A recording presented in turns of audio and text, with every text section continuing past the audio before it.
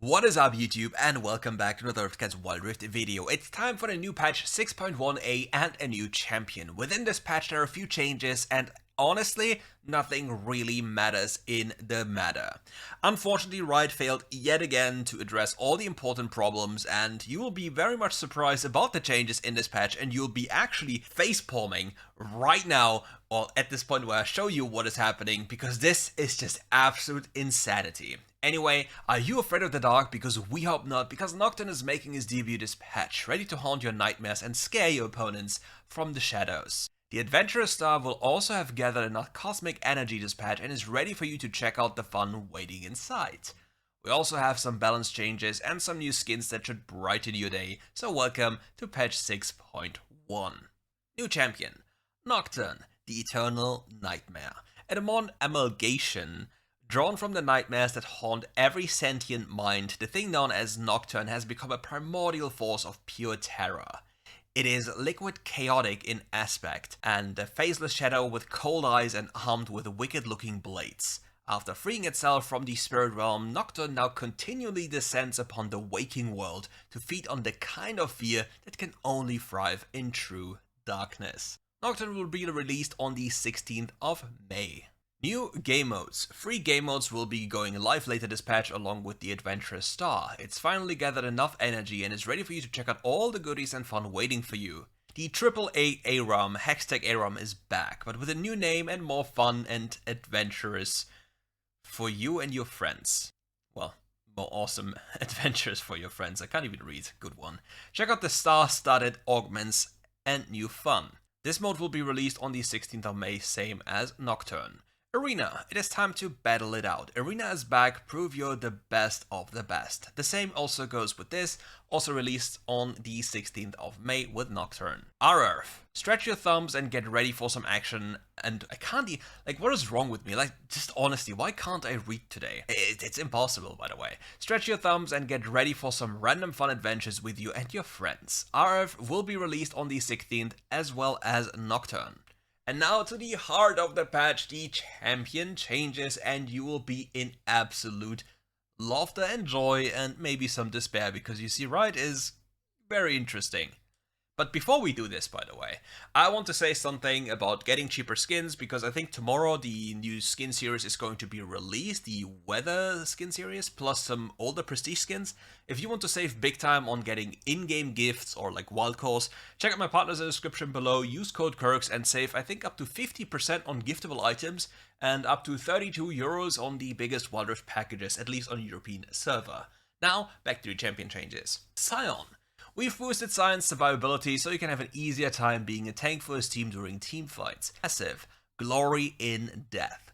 Damage of base damage. Okay, yeah, and I thought my brain just, but yeah, damage of base damage during Scion's passive is 8% of maximum health to 10% of maximum health per hit, and his second ability, Soul Furnace, is getting a cooldown reduction from 15 to 14 seconds, so it's a 1 second reduction, and the bonus shield value is getting an increase of 1% per point invested, so a 3% increase on the highest rank. This makes him a lot tankier, but if you think about anti-shield meta, and generally the champions that are meta in WildRift for top lane, this doesn't help him.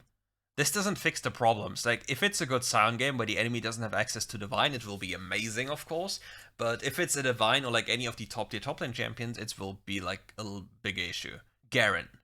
Garen's damage has been falling short, so we are lending him a hand in upping his skill damage. Judgment. Base damage per on hit from 12 to 15, so it's a free increase you see on total.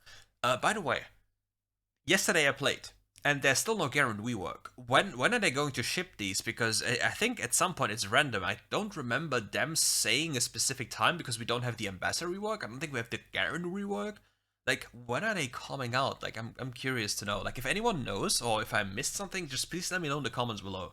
Leona. We want Leona to be more of a threat when she dives into the enemy backline, so we are increasing her tankiness and damage. The second ability, Eclipse, is getting an increase in the base resistances it grants. You gain 5 on the first rank. Oh well, that's the wrong pen. You gain 5 on the first rank, and then 10 on the second, 15 on the third, and 20 on the highest rank. That's an insane increase of that value. This also goes for magic resist, by the way. So yeah, Leona gets a lot tankier with this, and I don't really know why we're making Leona tankier. Usually she was really tanky already, but that way it's interesting to see. And they're buffing her damage. I'm just really curious why we are doing this. Like, is Leona really that squishy? Because you have access to a lot of haste in support builds, you also have access to defensive boots, so is this just to incentivize for people to play Leona? Because, like, if she goes in and has Eclipse up, like, Leona going in with a combo and has Eclipse up, she doesn't die during the uptime of the spell. She usually dies afterwards. So maybe she has like 5% more HP after this, so she's less likely to get bursted, but yeah, I don't see the sense behind this. I really don't. Wukong. Wukong's sustained damage during Wukong's sustain during the laning phase is too strong, so we're dialing back his early trading power.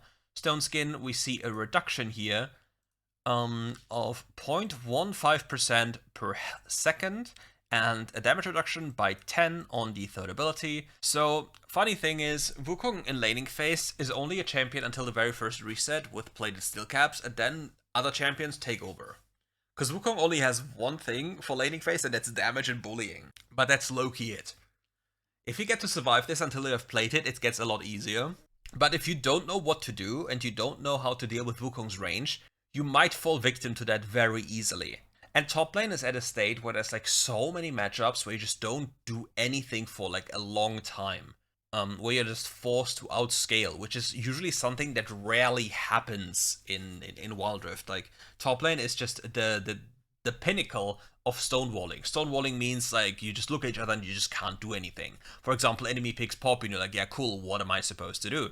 And previously it was like, hey, I pick Warwick, you can't play the game. But now it's Poppy, because even Warwick loses to Poppy. Like, there's no champion in the game that wins against Poppy, and you just can't play the game. And against Wukong, it's just, hey, play super safe early game, don't let him Q you because it will take away most of your HP, get towards your plated steel caps, and then you can start to outscale this champion, and you'll be very happy about this one. Because this champion can't force trades upon you, like for example Poppy can, because he has to still at least overextend himself.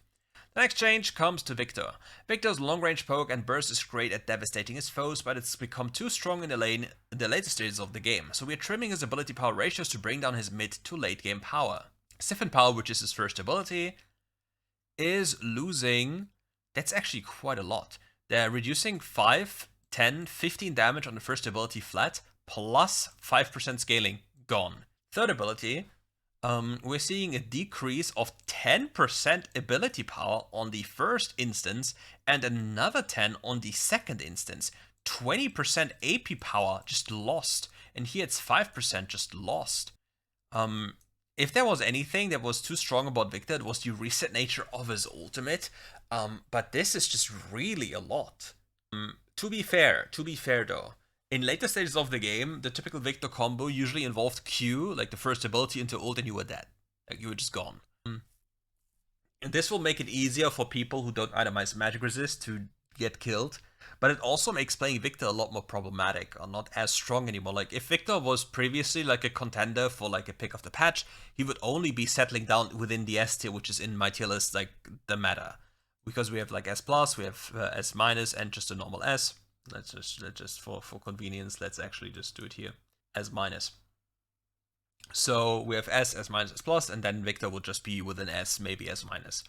So he would still be playable. But yeah, interesting. Sivir. Sivir's ricochet damage was too overwhelming for enemies, especially in the early game, so reducing it to make her laning and teamfight damage more manageable. Wow, this is actually, I think, a straight up revert of the older Sivir changes, because I think here we see 4 damage reduction plus a 2% scaling reduction. I think this was just a number they reduced, they buffed like at some point to Sivir, and now they just remove it again. So this is a big nerf to Sivir, because most of her damage in teamfights just comes from this ability. It's not so much about auto attacks, it's just about this ability just flying around in fights. So this is making her weaker, deals with her like, she has less power with wave clear, she's overall just less potent when it comes to well, fulfilling her purpose. Blitzcrank. That's so funny. It's so funny. We've cut down on Blitzcrank durability and mid-game damage. This will make him more reliant on landing rocket grab rather than just being able to brute force his way into fights with his shield. Okay. Base health 720, 660, rocket damage, rocket grab damage, loses 15 damage on the highest rank and 5 starting the second rank. So it's 5, 10, 15. Again, Blitzcrank is a fundamentally good champion into Enchanter champions, a fundamentally terrible champion into anything that's an engaged champion. So Blitzcrank is already limited by only being pickable into Enchanter comps, because if you, for example, play against the Braum, you play against Braum, Leona, Nautilus, like any of the engaged champions, life is just terrible. So this champion is going to get nerfed. He is going to get nerfed when he's a niche pick that underperforms against any meta engaged pick. It's just funny because we live in a botlane world where you see content creators say, like, Blitzcrank is OP, he's broken. Brothers, maybe if you don't log in or don't have Lulu, Nami, Milio, Soraka, whatever on your team in every game, because these people only can play Harmonic champions because it's the easiest way to play the game because you don't have to, okay, small rant, I'm sorry. So, we have a huge problem in WildRift, and it's called the Enchanter class. Enchanter class on support is the most inflating role that exists in the entire game. The reason is, you just buy one item called Harmonic Echo, and you have value. It doesn't matter where you are, what you do, you just can be completely lost on the map. It really doesn't matter, because you provide too much value for how little you have to do. Oh, of course, Sona. How can I not do this with the Sona rant? So, these champions, then perform bad against Blitzcrank. Because if the champion hooks you, well, you're kinda dead, that's the purpose of the champion. If he doesn't have hook, well, he can only run at you. So they're nerfing this champion, and for example, champions like Nautilus have been untouched. Nautilus has been gotten buffed. It is just peak insanity. But the next thing just showcases you even more how lost this company is when it comes to balancing their own game. Jinx. We're toning down Jinx's early game damage while boosting her crowd control and survivability to better reflect her identity as a scaling marksman? Bro, you lose 4 base attack damage and you gain a little bit of a Flame Chomper cooldown. How are we nerfing Jinx? We are not nerfing Corki, we are not nerfing Asol, we are not nerfing Ryze, we are not nerfing Poppy, we are not nerfing any of the champions that are actually busted. Like, actually busted. I think nerfing Victor is fine. Like, it is fine, but at the same time, you need to touch all the other mages then. Or touch the core problem with Victor, that the ult just completely carries teamfights while the Victor is, you know, dead. But yeah, it's insane to me. But, if there's one W Riot has done in this patch, just one, it is actually nerfing jungle.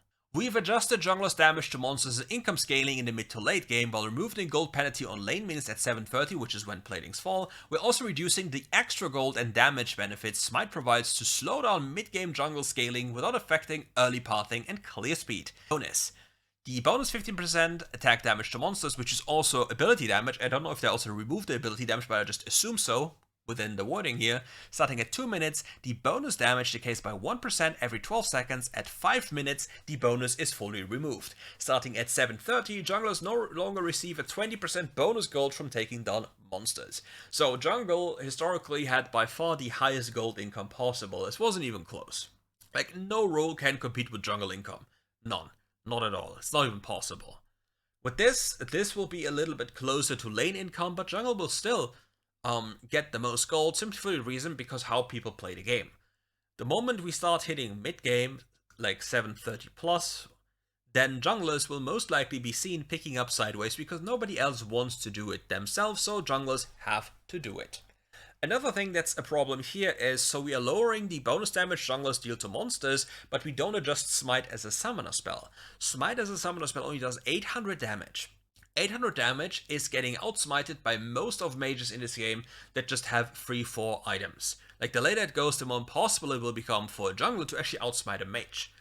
Now we're removing damage from junglers and making it easier for objectives to be stolen.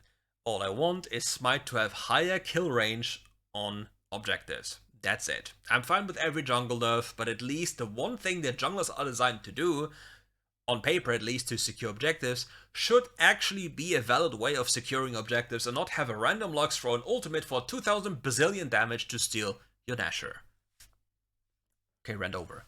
Skins. Bioforge Darius, Weather Entity Aatrox, Weather Entity Ezreal, Weather Entity Orianna, Vladimir, Prestige Select, Weather Wallet Drainer Entity Ezreal, Mecha Nocturne, Mecha Volibear, Mecha Nautilus, and Mecha Maokai. If you want these skins cheaper, like a lot cheaper, check out my partners in the description below. Save big time on all skins and giftable items in the game. Use code KERKS and enjoy your day. Have a beautiful day and enjoy your games. Bye bye.